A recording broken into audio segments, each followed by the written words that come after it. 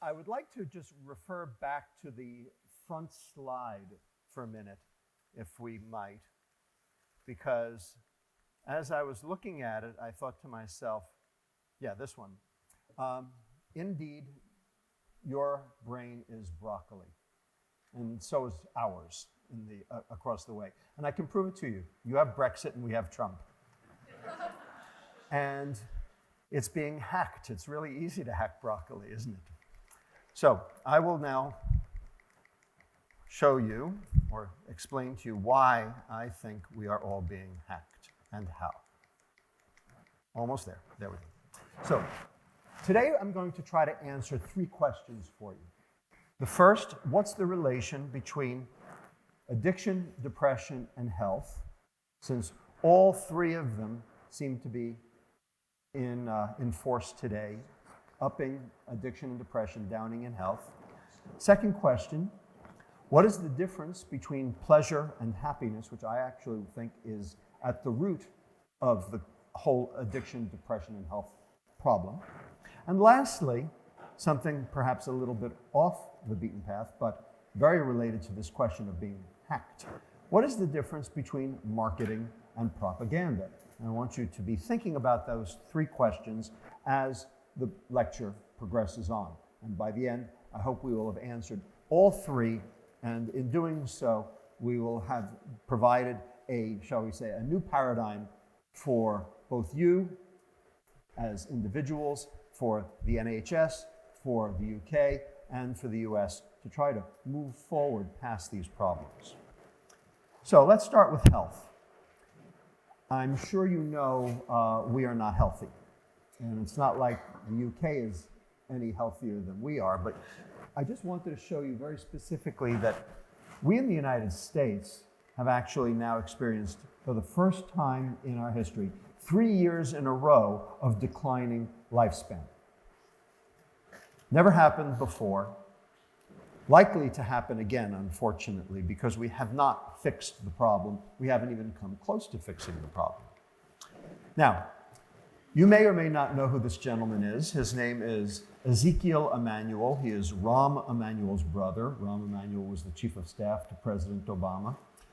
Ezekiel is a pediatric oncologist at the University of Pennsylvania, and he was also architect of this thing called the Affordable Care Act, otherwise known as Obamacare. And he was charged with selling this issue to the American public. And he wrote this article in The Atlantic back in 2014, Why I Hope to Die at 75. Now, I don't know about you, but I got a real problem with that, because I'm 62 now, and 75 is coming real fast.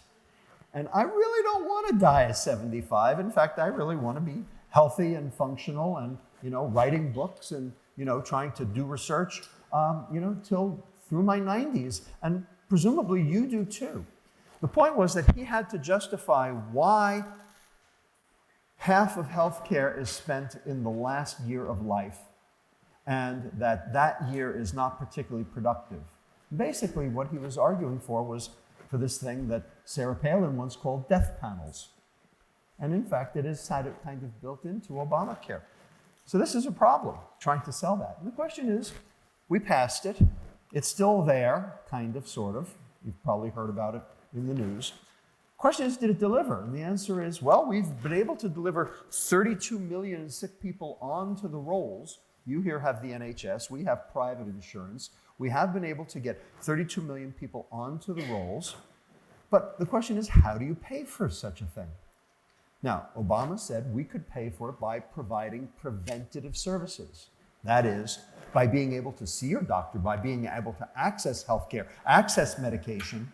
We will keep people out of the emergency room where costs are 50 to 100 times higher. So ultimately, it would pay for itself.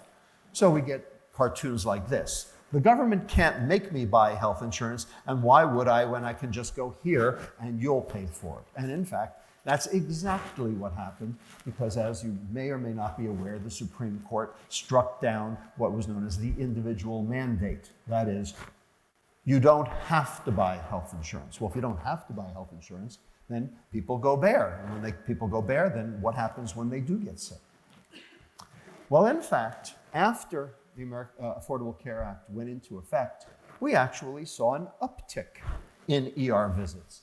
So much so that healthcare plans had to increase their costs by 25%, and three of the major insurers in the United States opted out of Obamacare: United, Aetna, and Humana.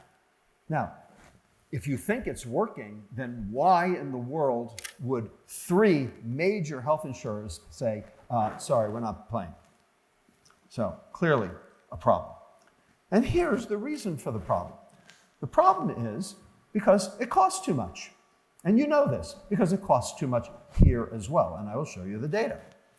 So in 2012, it was $245 billion just for diabetes alone, $345 billion just 4 years later, despite all the efforts to try to control the diabetes epidemic. When you do the math, that's $10,000 per diabetic, considering we have a 9.4% prevalence of diabetes in the United States. That's a big number. Trump said, well, we're going to roll back Obamacare and we're going to repeal and replace and we're going to put something better. Of course, there is nothing better because there's nothing better because there is nothing. And he said, well, you know, diabetes, you brought it on yourself, so no health care for you. The fact of the matter is, it's not like the UK has done a whole lot better, because here's the data for here. 17 billion pounds for 4.5 million diabetics. So that works out to 4,000 pounds per diabetic. So equivalent of about $7,000 per diabetic. We have 10,000. So you're not far behind us. It's not like you're doing a whole lot better. And in fact, you are unlikely to get better because you have not solved the problem. You have not addressed the issue. And the issue is what we are talking about today. Ultimately, you, we, and the entire developed and developing world have to come to grips with two relatively inconvenient truths. They are, number one, there is no medicalized prevention for chronic metabolic disease like diabetes, like heart disease, like cancer, like dementia, like fatty liver disease, like polycystic ovarian disease, like non-alcoholic fatty liver disease, which currently costs 75% of all healthcare dollars. There is no medicalized prevention. There's no pill for this. There's just long-term treatment, but the treatment isn't really treatment because it's treatment for the symptoms of disease, not the disease itself. The second inconvenient truth is you cannot fix healthcare until you fix health. You cannot fix health until you fix diet. And you cannot fix diet until you know what the hell is wrong. And we have not addressed what is wrong at all. In fact, we've actually buried our heads in the sand. And things continue to get worse, as Patrick already demonstrated to you. So in order to fix the future, you have to understand the past. You have to understand how we got to where we are today. Starts here. Everybody remember this? I know it's American, but I think it was here in the UK too. Okay? And now the bad news, it said. And now, 17 years later, we had this instead. And this says 6 million kids are seriously overweight. And here we are 17 years later after this, or 18 years later now, and it's only quadrupled. 24 million kids seriously overweight, and most with metabolic dysfunction, type 2 diabetes, fatty liver disease, etc., which I had to take care of. Right? This is perhaps the biggest piece of propaganda of all. Okay? And in America, this was a very big deal. You can watch this YouTube video. It's a 2-minute video. Don't do it right now. Okay? But it's called Coming Together, sponsored by the Coca-Cola Company, and it was on every American football game in the year 2013. And this is a direct quote from that video. Beating obesity will take action by all of us based on one simple common sense fact. All calories count, no matter where they come from, including Coca-Cola and everything else with calories. So, you can get your calories from carrots, or you can get your calories from cheesecake, or you can get your calories from Coca-Cola, or you can get your calories from kumquats. Doesn't matter. If you eat more than you burn, you will gain weight. If you eat less than you burn, you will lose weight. Therefore, it is about energy balance. Heard that before? It's about calories in and calories out. Therefore, it's about two behaviors, gluttony and sloth. Therefore, it's about diet and exercise. Therefore, if you're fat, it's your fault. Therefore, any calorie can be part of a balanced diet. Therefore, don't pick on our calories, go pick on somebody else's calories. All of those come from this simple, quote, common sense assessment that all calories are the same, that a calorie is a calorie. And after all, it's common sense. Well, I don't believe in common sense. I believe in science. I believe in data. Perhaps you do too. Because the science says something else entirely. What the science says is that a calorie is not a calorie.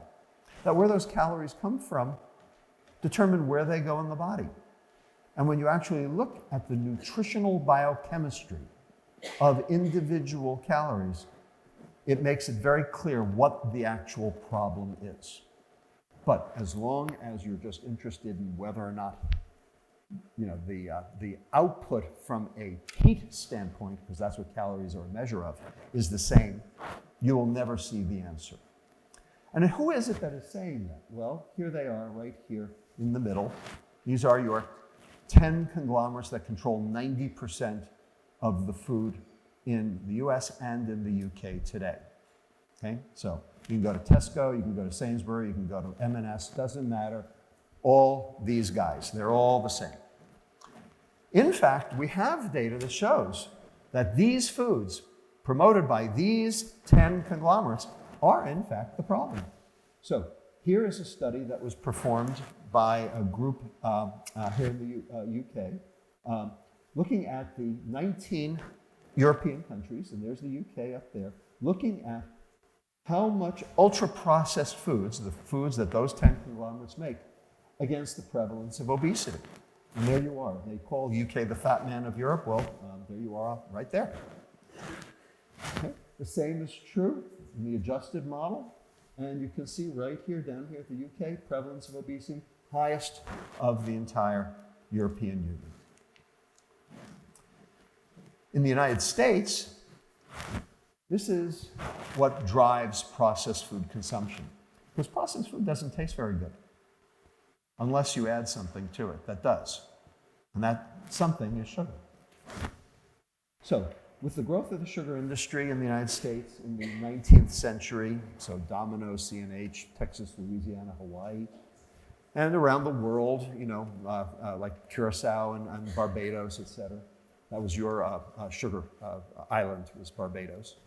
Okay? We reached the stabilization where cost equaled demand here prior to World War II. Here's rationing of World War II. And here's the advent of processed food here, and the substitution of high fructose corn syrup for sucrose because it was cheaper in the United States.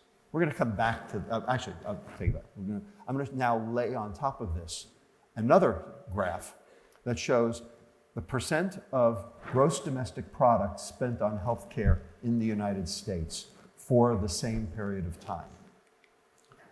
What do you see? Same thing.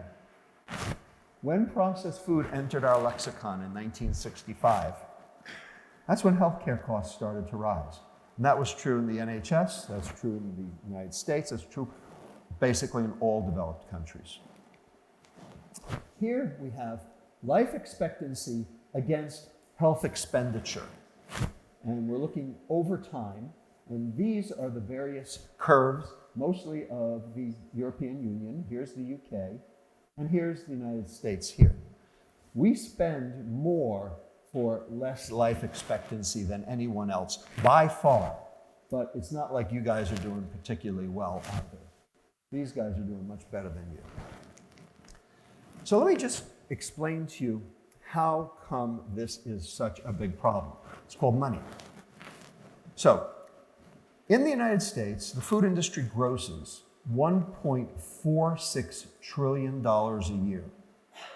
And of that, 657 billion, or 45%, is gross profit. A gross profit margin of 45%. The next highest industry after that is pharma at 18%. 45%, 18%. Everybody got it? And we call them drug whores.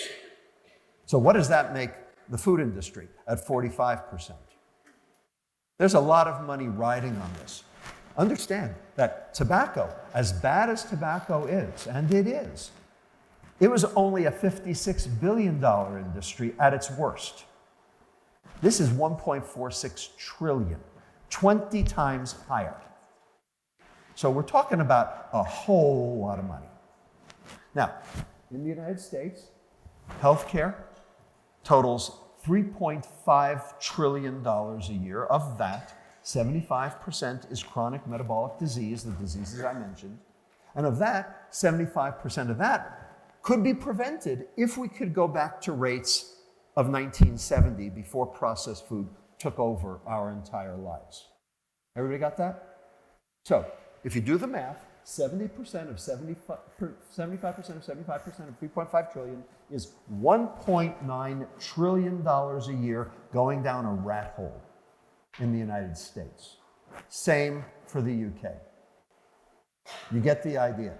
This is where your NHS dollars are going, is for the care of metabolic disease due to processed food. We lose triple what the food industry makes. And that is just unsustainable. You can't keep doing that. And that is why in America, Medicare will be broke by 2026. Obamacare can't fix it. Trump care can't fix it. Bernie Sanders' Medicare for all can't fix it. And guess what? The NHS can't fix it either. In fact, no one can fix it. It is unfixable because the food caused it. The only thing that will fix it is fixing the food. Period. There is no drug for this. There is no pill for this.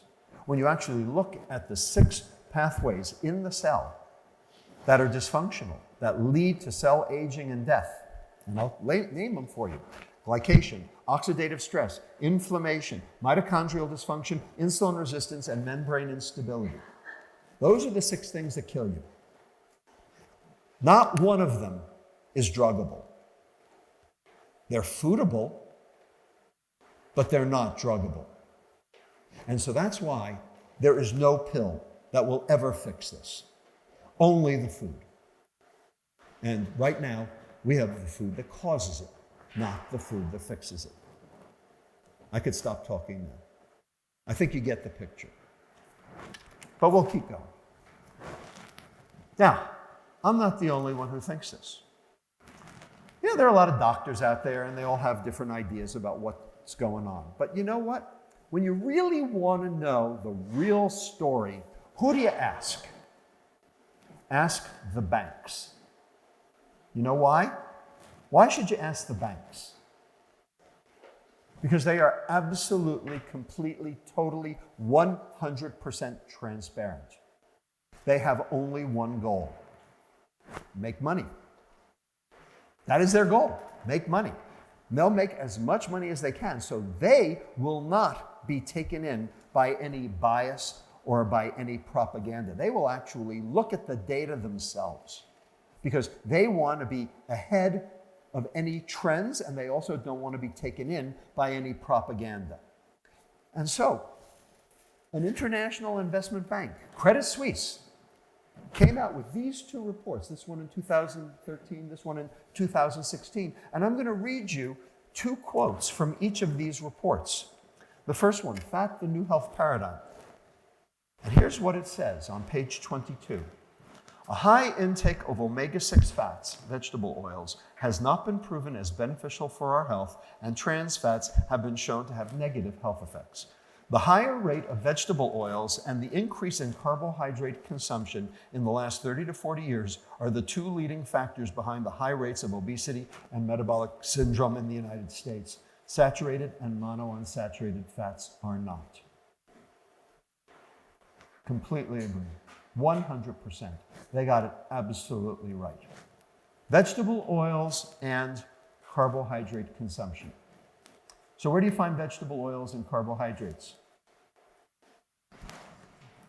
Processed food. That's practically the definition of processed food. Duh. This is not rocket science. And how about this one? Sugar consumption at a crossroads. Remember, this is a global investment bank. One point that we find interesting, however, is that there are no studies that have been published to our knowledge that suggest sugar has a protective benefit, while there are a number of studies, including the Basu study, which is ours, by the way, that at least partially implicate sugar. If sugar truly had no specific impact on the body when considered in isolation from other factors, one would assume that random chance would lead to some studies showing sugar to be beneficial, while others would show harmful effects, and still others would show no effects. In other words, you'd have a splay around the mean.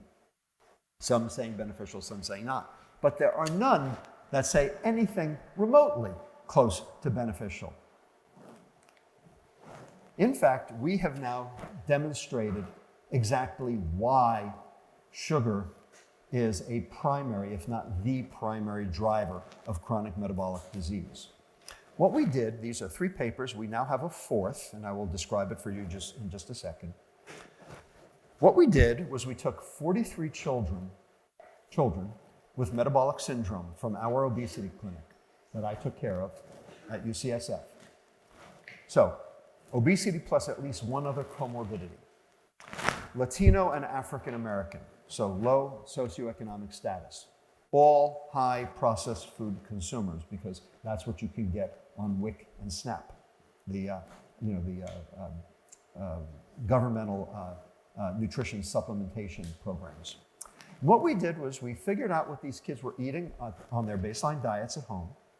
We studied them on that baseline diet. And then for the next 9 days, we catered their meals. No added sugar. We took their percent consumption of sugar from 28% of calories to 10% of calories. 28 to 10. We gave them fruit. That was where they got their sugar from. We gave them fruit.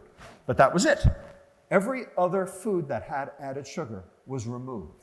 Now, if you do that, you're going to remove 350 to 400 calories a day out of their diet. In which case, after 10 days, they might lose weight. We didn't want them to lose weight, because if they lost weight and they got better, people would say, well, of course, they got better, they lost weight. We wanted weight to not be a confounder. So we had to give them back the 350 to 400 calories per day that they were missing in sugar as something else that was equivalent. We gave them starch. We gave them refined starch. Everybody with me? So in the vernacular, we took the pastries out, we put the bagels in. We took the sweetened yogurt out, we put the baked potato chips in. We took the chicken teriyaki out, we put the turkey hot dogs in. So we didn't give them good food, we gave them crappy food. We gave them processed food. We gave them kid food. Food kids would eat, but it was no added sugar food. High starch, low sugar, but all processed. Stuff you buy at Tesco, stuff you buy at Sainsbury's. Okay, we're not talking about fancy food here. We're talking about junk food, just no added sugar food. And we gave them a scale. And every day we'd call them up on the phone. What'd you weigh? And if they were losing weight, eat more! The goal was to keep their weight constant over the course of the 10 days. And then we restudied them again 10 days later. Everybody with me? That's what we did. These 3 papers, plus now a 4th in Journal of Clinical Endocrinology and Metabolism as of 2 weeks ago. And in cartoon form, let me show you what we found. what we found was these kids had fatty livers. They had liver fat. That's why this is kind of brownish, like foie gras. And what we found was that they were putting out a lot of triglyceride, and there was a lot of fat in the liver, and that was put primarily as VLDL, very low density lipoproteins, at serum triglyceride in the blood at baseline. And then after 9 days of isocaloric fructose restriction, that is the sweet molecule in sugar. So we did a glucose for fructose exchange, because starch is glucose and sugar is glucose fructose. So we took the glucose fructose out and put the glucose in. So all we did was get the fructose out. Everybody got the idea? That's what we did. This one sweet molecule of sugar. 22% reduction in liver fat. The de novo lipogenesis, the turning sugar into fat, got cut in half. The triglycerides went down by 46%. And most importantly, their pancreases started making insulin properly. And we reversed their metabolic syndrome, all in 10 days, with no change in calories and no change in weight. And the fourth paper, the one that just came out 2 weeks ago, actually found the toxic metabolite in the liver, which is a metabolite of fructose that is very specific. It is called methylglyoxal. And what it does is it damages proteins in the liver cell, which drive the cell to make extra fat and cause insulin resistance. And when you take the sugar out, the methylglyoxal goes away and the liver gets better. So we now have the toxic metabolite that drives this process, and we are very excited about it. So, my colleagues, some here in the UK, including Asim Malhotra, whom you've probably heard of, published this editorial a couple of 2 years ago. The cholesterol and calorie hypotheses are both dead. It is time to focus on the real culprit, insulin resistance. Because if you talk about calories, you can't win. Because calories are not the problem. They never were.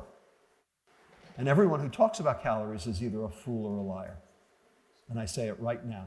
And if there are any dietitians in the room, we can have that discussion outside and we can take you to the woodshed if you need to. Okay? You need to get with the program. This is not about calories, and it never was. It's about nutritional biochemistry. It's not about math, it's about science. Get it right. We also published this last year. The science against sugar alone is insufficient in tackling the obesity and type 2 diabetes crises. We must also overcome opposition from vested interests. And I will list some of those vested interests for you. Here's one of the vested interests and what they did. The Sugar Research Foundation, SRF. My colleagues at UCSF, Kristen Carnes, Laura Schmidt, and Stan Glantz, Stan is Mr. Anti-Tobacco, found the paper trail from the Sugar Research Foundation to the Harvard School of Public Health back in 1965, where the Sugar Research Foundation paid the Harvard School of Public Health, the chairman of the department, Fred Stair, and his associate, Mark Hegstead, who became the head of the US Department of Agriculture, the equivalent of $50,000 to publish 2 reports in the New England Journal of Medicine, which singled out fat and cholesterol as the dietary cause of coronary disease and downplayed evidence that sucrose, sugar consumption, was also a risk factor. The SRF set the review's objective, contributed articles for inclusion, and received drafts. The SRF's funding and role was not disclosed. This has been a put-up job from the very beginning.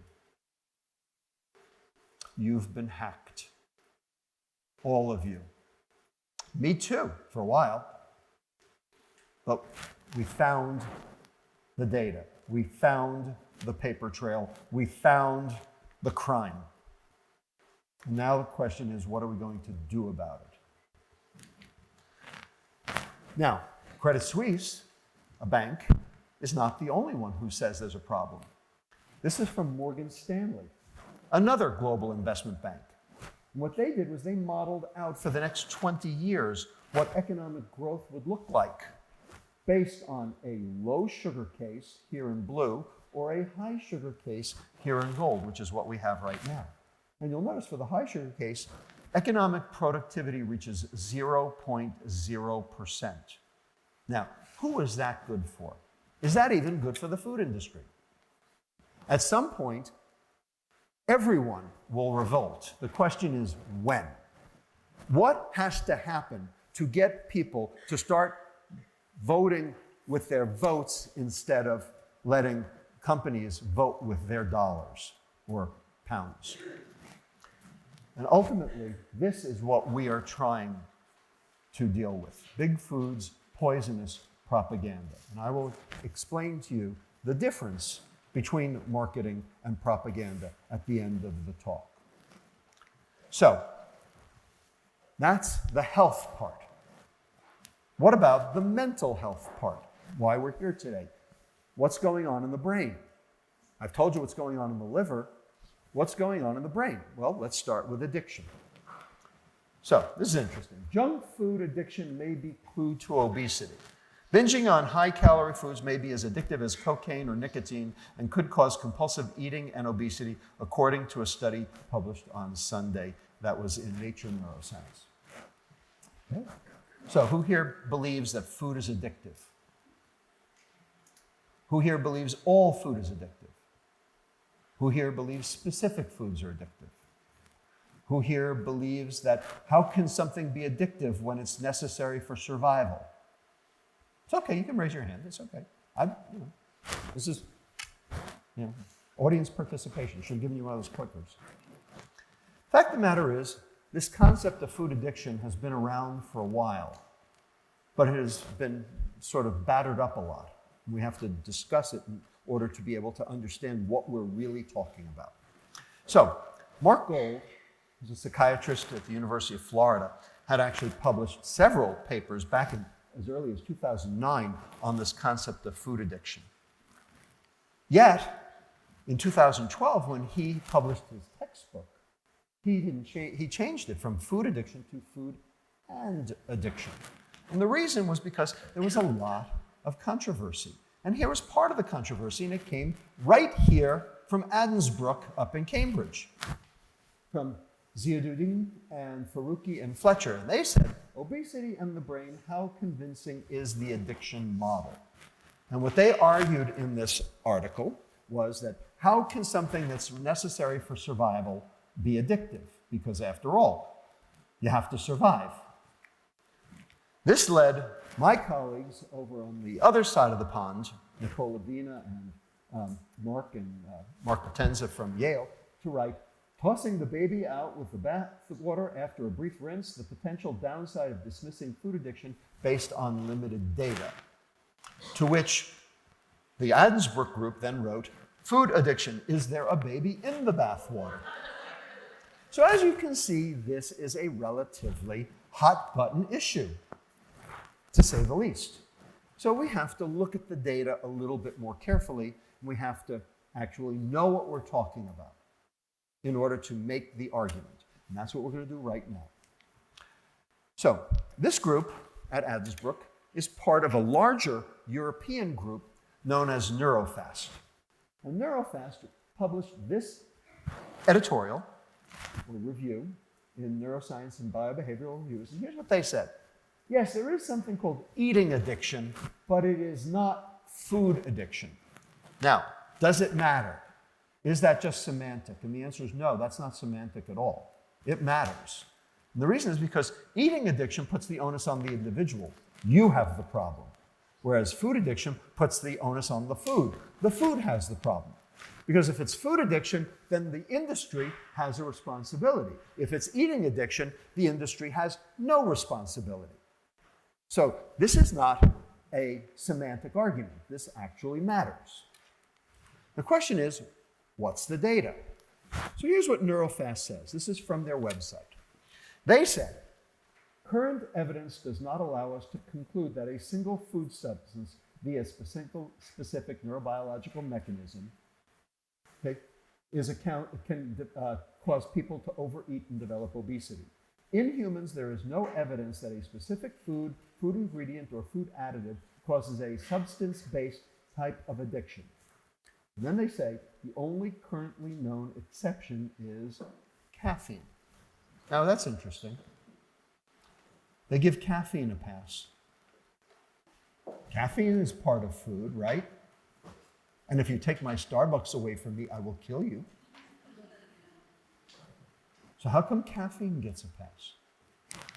Then they go on and say, within this context, we specifically point out that we do not consider alcoholic beverages as food, despite the fact that 1 gram of alcohol has an energy density of 7 kcal. So they have given both caffeine and alcohol a pass, okay, even though both are in food. In fact, fruit has alcohol by itself. Have you ever seen these, drunk bears, in the woods during, in autumn? Because the yeast gets into the berries, ferments it to alcohol. The bears eat the berries, and that's actually when they're most dangerous because they're drunk. So if it's about obesity, if it's about eating addiction, that is individual problem. If there's no specific foodstuff that's addictive, then the food industry says, not my problem. And they have carte blanche. And that means there's no option for any sort of societal intervention because they can go do what the hell they want. So this matters a lot. This is a huge, huge issue. So the question is, are they right? So could there be a food or a food additive or something in food that actually causes addiction? Remember, once upon a time, we had this thing called Coca-Cola. Anybody know the story of Coca-Cola? The real story? Not the sunny sunshine story, but the real story. Do I have a minute? You want to know the real story of Coca-Cola? 1886, Atlanta pharmacist by the name of John Pemberton invents the formula which would later become Coca-Cola. Why did John Pemberton develop this formula? What was he doing? Turns out John Pemberton was in the Civil War, and in 1865 he was wounded, and he got his first dose of morphine, and then his second dose, and his third dose, and he ended up becoming a morphine addict, which is why he became a pharmacist. So he had easy access to morphine. The problem was, over the next 20 years, his entire economy, his livelihood, his health went down the tubes because of his morphine addiction. Now, John Pemberton was a smart guy, and he knew he had to get off morphine, but he didn't know how. And so he spent several years trying to concoct some antidote to morphine addiction.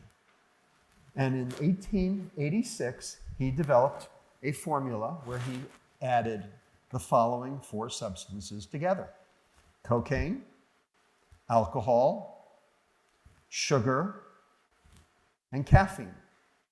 And at that time, carbonated water was thought to have its own health-promoting properties, and the only place you could do that was with the pressurized jets was in a pharmacy, thus the soda fountain. And so he combined these 4 compounds with carbonated water and developed this thing, which he then sold as Coca-Cola. Guess what? Didn't work. He never did get off his morphine addiction.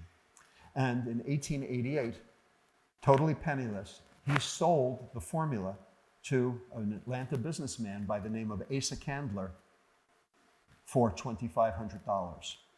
And 6 weeks later, John Pemberton was dead of a morphine overdose. That is the real story of Coca-Cola. Now, as it turns out, in 1903, when Candler tried to go interstate, the precursor to the FDA said, well, you've got cocaine and alcohol in here, and we will not let you ship those over state lines. So he had to take those out. So the question was sugar and caffeine good enough to maintain addiction? And the answer is, oh yeah. Oh yeah. And now, of course, it is in 208 of 209 countries. Soon to be 209 after Trump gets done with North Korea. a little fun fact. So, we need to look at whether or not sugar, because I think sugar is the bad guy in this story, is addictive. So how are we going to do that? Well, we have to look at how it might be similar to other drugs of dependence. The one I think is most appropriate is alcohol, and I'll show you why.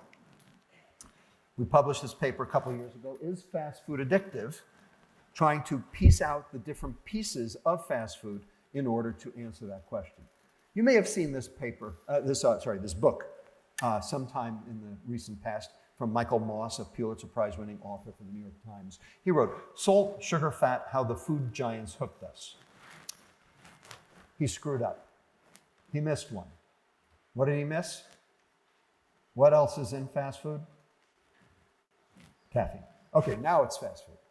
So, here are 4 primary items to look at. Let's go one by one. Start with salt. Is salt addictive? Yes or no? What do you think?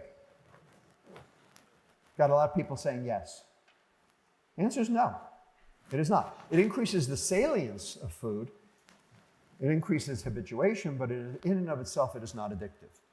Because it turns out we have a lower threshold that's physiologically fixed. You can get people off salt. For instance, the DASH diet will do it. And as a pediatric endocrinologist, I have to take care of children who have a disease called salt-losing congenital adrenal hyperplasia. They do not make the adrenal hormone that holds on to salt called aldosterone. So they are salt cravers. They will drink the pickle juice right out of the pickle jar. Yet, when you treat them with the appropriate aldosterone-like substance called Florinef, drug called Florinef, their salt craving goes away. So it wouldn't go away if it were addictive. So salt, nope, not addictive. Habituating, not addictive. How about fat? Is fat addictive? Turns out rodents love fat. They love pizza. Did you ever see that YouTube video about the New York City rodent, in the subway system with the whole slice of pizza? It's hysterical. I mean, watch that later too, okay? The fact of the matter is there are plenty of people on the Atkins diet, there are plenty of people on the low-carb diet, and they do not show any signs of dependence. In fact, energy density is much more closely associated than is fat itself. In fact, people on the ketogenic diet eat much less. Fat, again, habituating, not addictive. Unless you add it with sugar, then it's called a Cinnabon, and that's addictive. How about caffeine? Now, caffeine is a model drug of dependence. Caffeine is like the ultimate in addictiveness. Okay? The good news is it's not toxic. Okay? Unless you have a cardiac arrhythmia, or unless you mix it with alcohol, then you have something called Four Loko, and that is banned in the United States. Okay? But the fact of the matter is, it is definitely addictive and has all the criteria, meets all the criteria for addiction. So caffeine, definitely addictive. Which leaves us lastly to sugar. So that's the question. Is sugar, and particularly the molecule fructose, that sweet molecule of sugar, the one that we crave, the one that we savor, the one that makes us put it in everything, is that addictive? Yes or no? So, NeuroFast says sugar, not addictive. I'm going to show you a 20-second video clip, and you will recognize who this is immediately. And I just want you to hear what he has to say, okay, on the subject. I couldn't get through a day without doing something to alter my consciousness. And it started with heroin. It started with sugar. Sugar? Oh yeah, when I was 5, 6 years old, I was cramming sugar down my throat as fast as I could get it down. Sweets, sugar on bread and butter. I became addicted to sugar because it changed the way I felt. So, Eric Clapton talking about heroin, except really not talking about sugar when he was 5 or 6 years old. Sugar is a gateway drug. And it's not funny, because that's exactly what's happening to children today.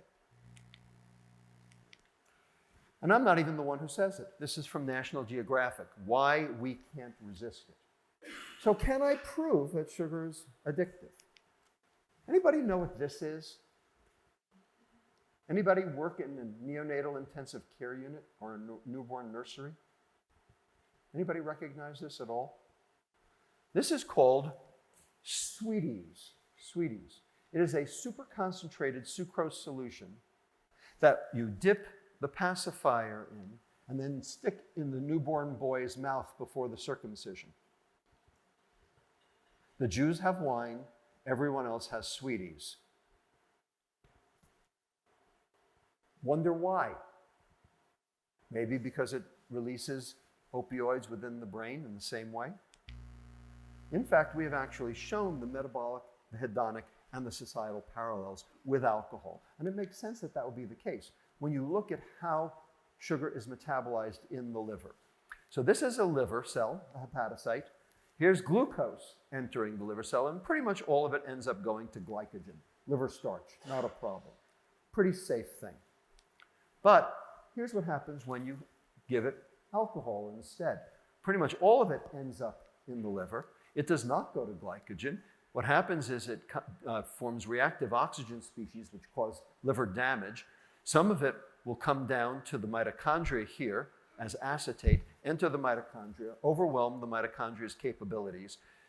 That will then get shuttled out as citrate. That citrate will then end up undergoing this process here in orange, which is called de novo lipogenesis, new fat making.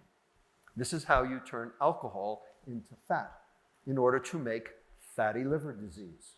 And there's your lipid droplet, or will come out as triglyceride, in which case it's a substrate for obesity or for heart disease. So, alcohol causes liver damage, heart disease, etc. What about fructose? Turns out, you see glycogen anywhere? What you see instead is that fructose, 100% of a fructose load enters the liver, comes down here to fructose 1-phosphate, will end up in the mitochondria, do the same thing, end up as VLDL, end up either causing high triglycerides, which can again be a substrate for obesity, or atherosclerosis, or will precipitate out as a lipid droplet, will also cause inflammation, that's your cirrhosis, will also generate hepatic insulin resistance, will also generate hypertension, and will generate hyperglycemia. So there we go.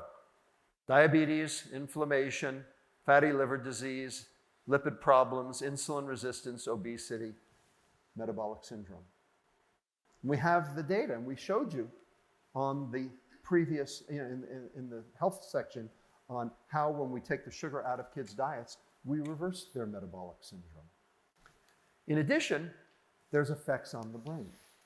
So the question is, what makes a milkshake so rewarding? Why do we love it so much?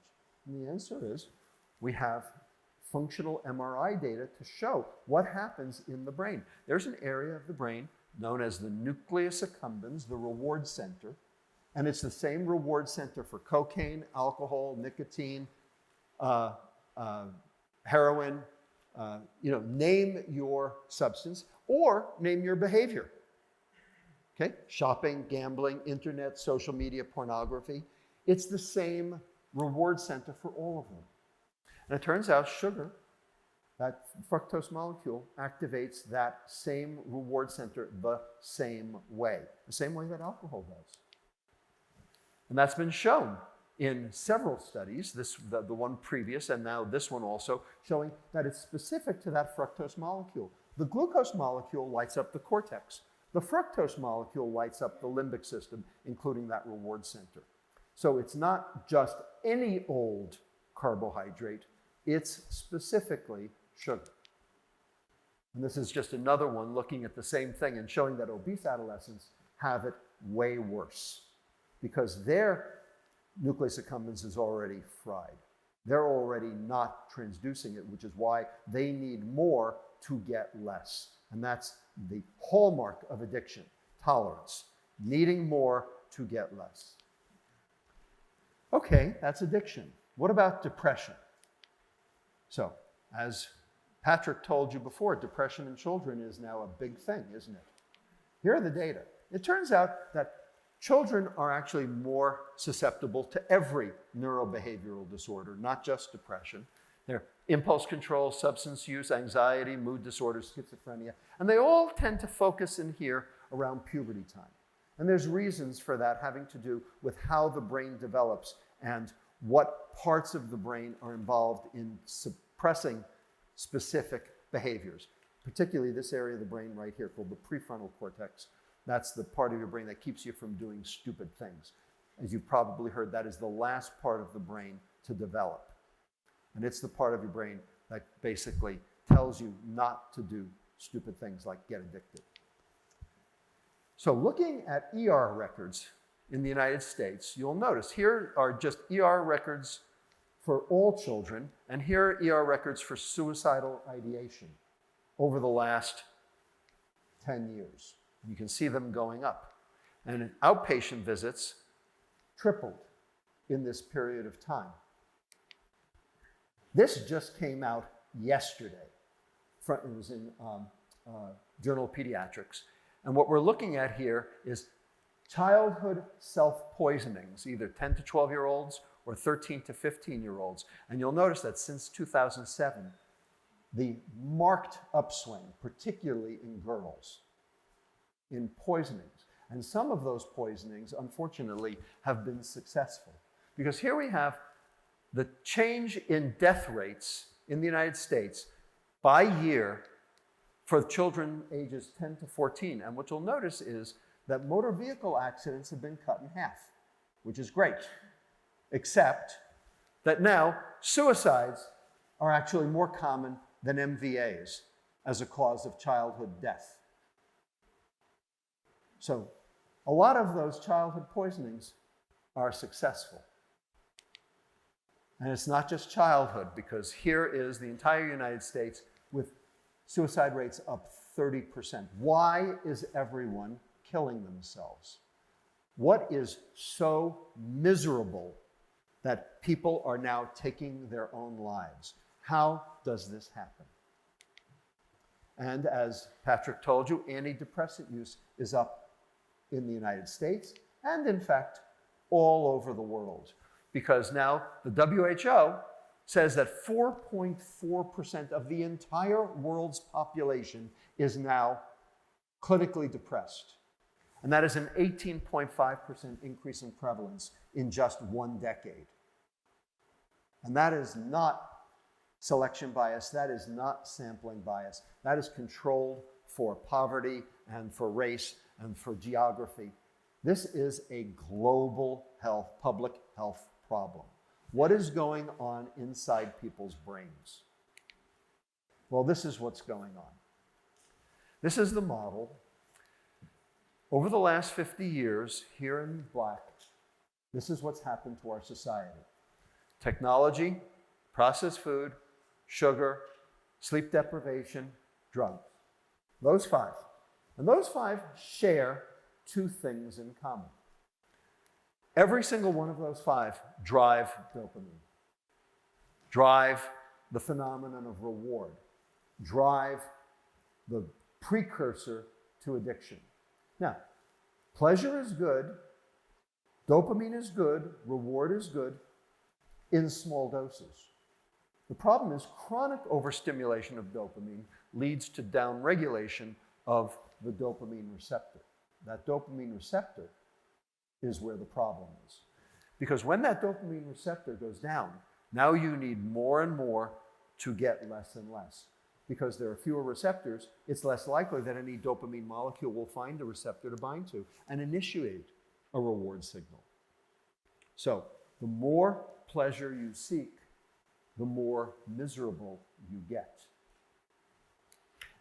Add some stress, which then disinhibits this even further because the prefrontal cortex is normally inhibiting that dopamine surge.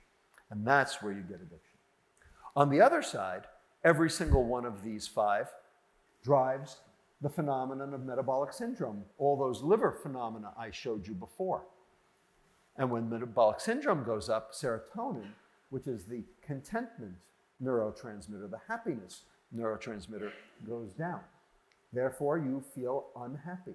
Then add stress, which lowers the receptor. Now you have fewer molecules and fewer receptors, and there's depression. So addiction and depression, both going up at the same rate, are two sides of the same coin, being driven by the same societal, environmental phenomena which we have put on ourselves as a society, along with the stress of living in that society. This is not going away. Now, these pathways in the brain, you'll see, tell us what we need to do about it. So, the reward pathway, the dopamine pathway, it starts here in an area of the brain called the ventral tegmental area. That's where the dopamine cell bodies are. And it projects to two areas. The first, that nucleus accumbens, the reward center. So you basically transduce that phenomenon of reward. And also to this prefrontal cortex. And that's what normally tamps things down. So there's normally a negative feedback pathway. You get a reward and then you say, okay, yeah, but slow down, I don't need more. The contentment pathway is a little different. It starts in this area called the dorsal raphe. That's where the serotonin cell bodies are. And it innervates the entire cortex, including the prefrontal cortex. And then lastly, this stress pathway that I mentioned. Prefrontal cortex normally tamps down on an area called the amygdala. The amygdala is the fear center of your brain. So when you walk down a deserted alleyway at 3 in the morning, whether there's someone there or not, and you have this feeling of fear or this feeling of dread, just because you're walking down it, even if there's no one there, that's your amygdala basically sounding off. But it's your prefrontal cortex that tells you, no, you've done this 100 times before, nothing to be afraid of, go ahead and keep walking. Okay? The hippocampus, that's where the memory of when you put your hand on a hot stove when you were 3 years old, that feeds into the amygdala also, basically telling you, I can handle this because I have a memory of when this didn't occur, that when it was not a problem. Okay, so you have these 3 areas of the brain basically conspiring to try to keep your angst in check. And then you have the 4th part here, the hypothalamus, which then tells the adrenal glands to make the hormone cortisol. Now, when the adrenals make cortisol, that cortisol tells the prefrontal cortex to go to sleep. So what you end up having here is a positive feedback pathway between stress, amygdala activation, and the disinhibiting of reward in order to drive addiction and depression. So, back to our title. You are being hacked right now. So what is the hack? I've told you all this about health, I've told you all this about addiction, I've told you all this about depression, but something's happened in the last 50 years. What is that hack? And I would argue that this is the hack. The systematic confusion and conflation of these 2 terms, pleasure and happiness. I would argue that this is not by accident. I would argue that this has been industry-driven, very specifically willful, government sanctioned, because there's money involved, very well orchestrated. It is a plot, not a conspiracy. I do not believe that industry actors got together in a smoke-filled room and said, let's see how we can perpetrate malice and malfeasance upon the British and American populations. I do not believe that. What I do believe is that everyone is out for market share. And so everyone is watching what everyone else is doing. And so they are adopting the same paradigms in order to capture their own market share, so that everyone ends up doing the same thing because it works. That's a plot, not a conspiracy. And it's engineered strictly for a profit motive. Here's an example. Back to Coca-Cola. Did you have this campaign here in the UK, Open Happiness? So, my question to you, any happiness in that bottle? Yes or no? Caffeine, dopamine. Sugar, dopamine. Phosphoric acid, That actually causes osteoporosis. Salt, not addiction, habituation. And carbonated water. Anything else in there? Am I missing anything? Any happiness in that bottle? Anything that drives serotonin? This was the longest running campaign in the company's history. 10 years it ran, 2005 to 2015. Why so long? Because it worked. That's why.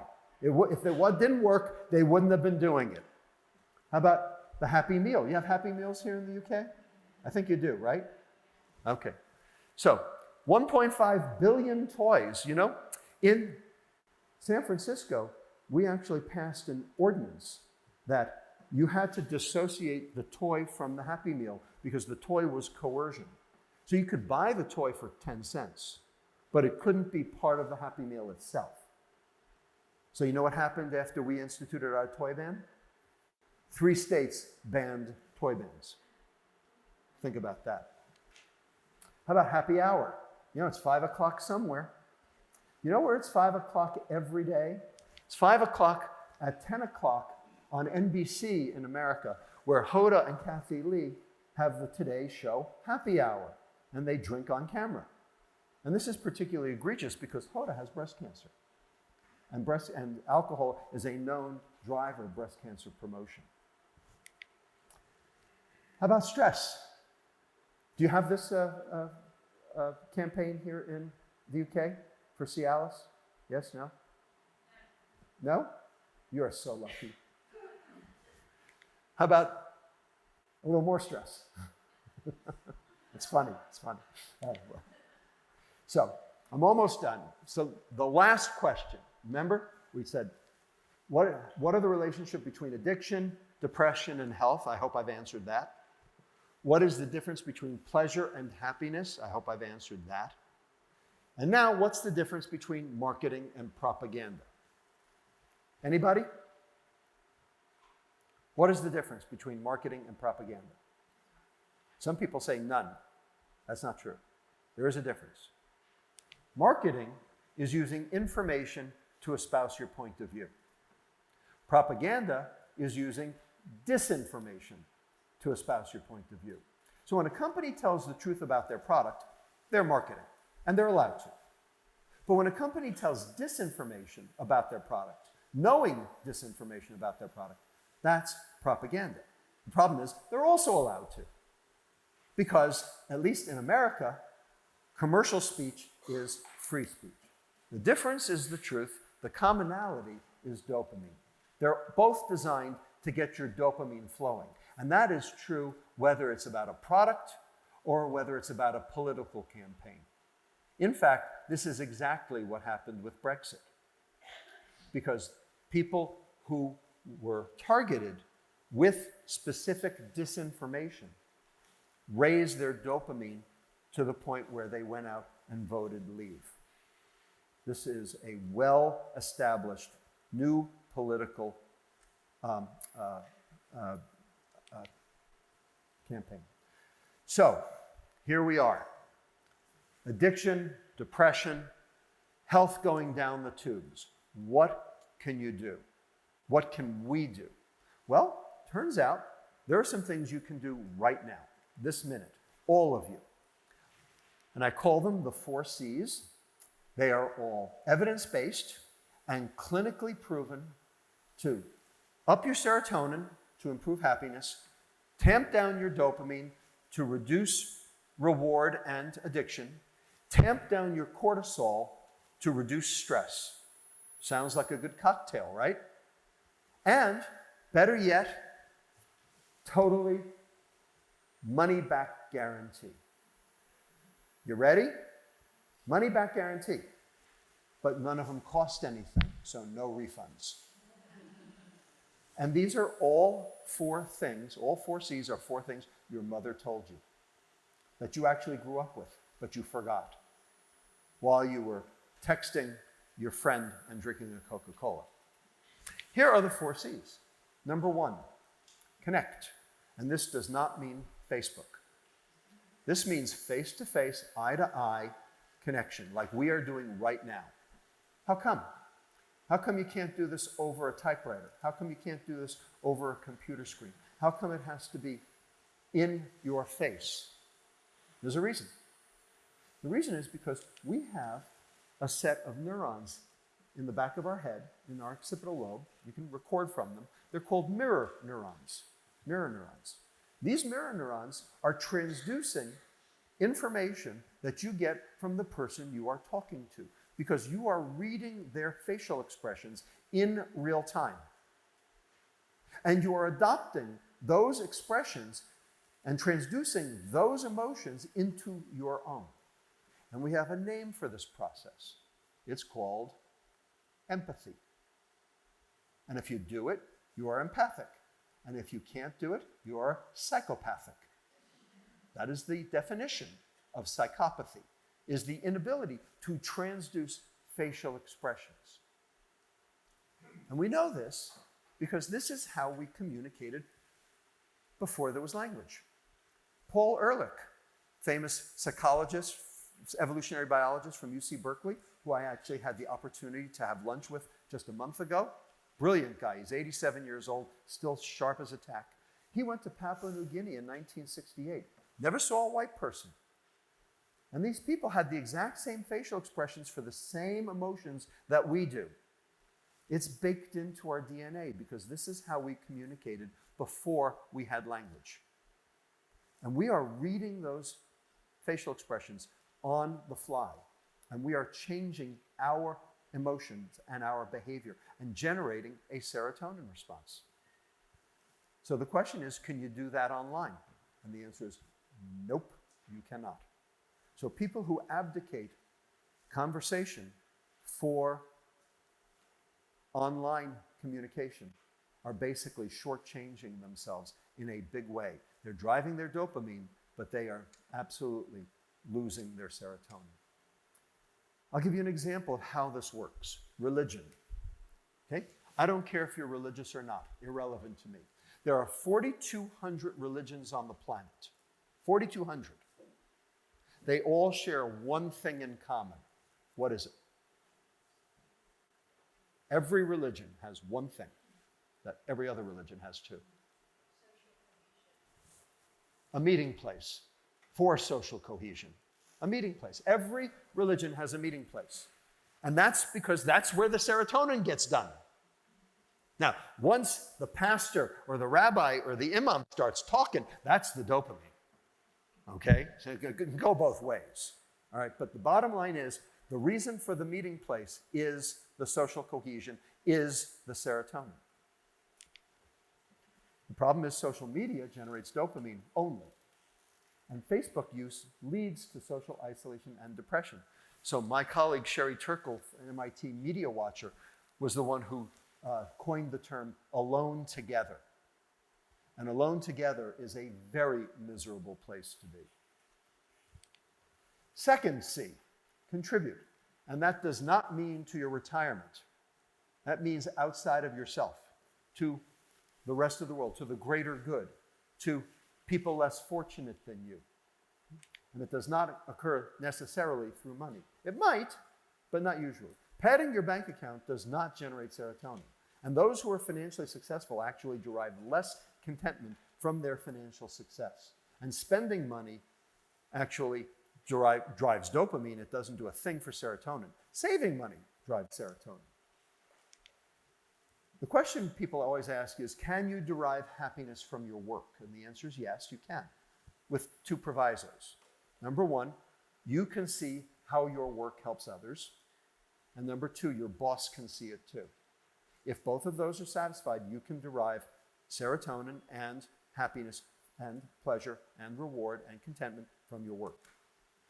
If not, then there's altruism, volunteerism, philanthropy, anything that contributes to the greater good. But this is outside of your self-contribution. Number three, cope. And by cope, I mean three things: sleep, mindfulness, exercise. So sleep deprivation is an enormous problem. 35% of Americans now get less than 7 hours of sleep per night, and 23% are clinical insomniacs. And the problem is, when you don't get enough sleep, you generate a ghrelin response, which generates food, which generates dopamine, but you actually depress serotonin. So you end up eating for the pleasure and to stay awake, and you actually down your dopamine. Plus, caffeine drives dopamine in an attempt to try to stay awake, but it doesn't do a thing for your serotonin. The second problem is called multitasking. This is the buzzword to get a job nowadays. If you can't multitask, you can't have a job. Problem is, only 2.5% of human beings can actually multitask. The other 97.5% are serially unitasking. Okay? They're just getting away with it. The problem is, every time you switch from one task to another, you get a cortisol bump and you lose 23 minutes of functional concentration time.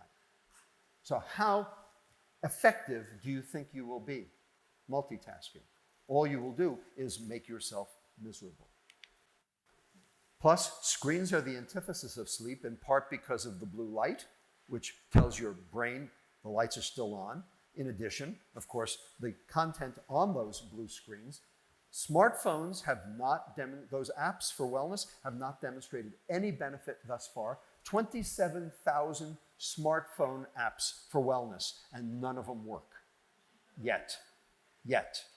That doesn't mean they will never work, but none of them work yet. And the reason is because they all supply data, not information. Information is data you can use, and it's personalized data for you specifically. And none of them are there yet. Mindfulness is exercise for the prefrontal cortex, basically focusing on one thing or nothing. Actually, tamps down dopamine, heightens serotonin. As soon as you have two things, you're screwed.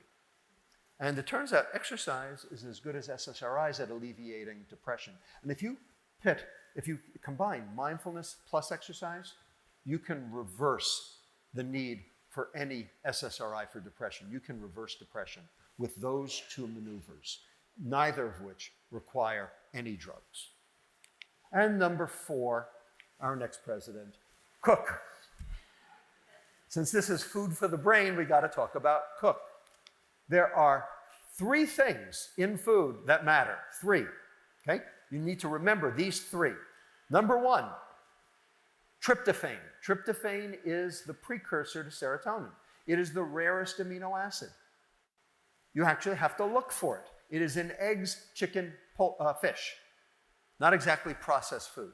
Processed food is pretty low in tryptophan. In addition, only 1% of the tryptophan that you consume actually gets to the brain. And there's an amino acid transporter in the brain to get that tryptophan across to be able to convert it to serotonin, but it is competed with by phenylalanine and tyrosine, which are high in processed food. So the more processed food, the less chance, like taxi cabs on New Year's Eve, the less chance you'll be able to find one that's available to transport it across.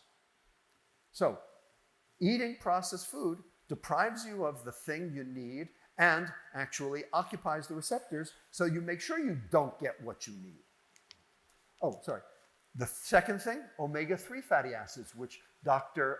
Crawford is going to talk with you at great length about. Turns out omega-3s are anti-inflammatory, and that has a very important role in neurotransmission, particularly around serotonin boutons. So if you look at omega-3 deficient rats or mice, they have an inflammatory haze around their serotonin synaptic boutons. They can't transduce that effect. You give them the omega-3s, it goes away. Things get better. And it's been shown that omega-3s make you feel better. Having said that, there was just an article in JAMA that showed that omega-3 supplementation alone does not alleviate depression. So there are still some questions about that. That paper just came out 2 days ago. The problem is, and then the third thing is, of course, sugar, because sugar lowers serotonin, ups dopamine. So basically what we want is we want a low sugar, high tryptophan, high omega-3 diet. You know what that's called? It's called real food. What we have instead is a high sugar, low tryptophan, low omega-3 diet. That's called processed food. Processed food kills, real food works. But processed food is cheap. And processed food is government subsidized. The question is your government losing more from the food or from the health care? Which is it? You have to vote. And you have to vote based on this. And when you answer your question, which is more important, your food or your health care, then that's when the NHS will get better, and that's when Britain will get better, and not 1 minute sooner. The real food movement is in high gear. Companies that don't change will be left in the dust. Problem is the big companies are chewing up the startups specifically to kill them.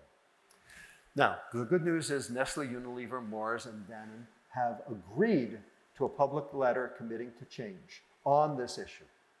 My last parting words to all of you are, make a meal and share it with your family.